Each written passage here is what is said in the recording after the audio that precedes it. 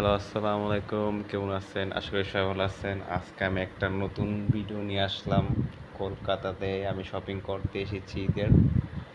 এটা দেখুন কলকাতার কী অবস্থা। রোডঘাট পুরা এক জাম হয়ে রয়েছে।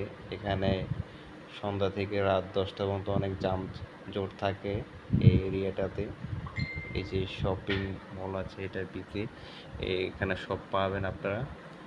ঈদের জন্য এখানে আপনারা আসতে পারেন, এসে শপিং করতে পারেন। এখানে অনেক সস্তায় অথবা ভালো মানের জিনিস এখান থেকে আপনারা কিনে নিয়ে যেতে পারেন। জায়গাটা অনেক সুন্দর।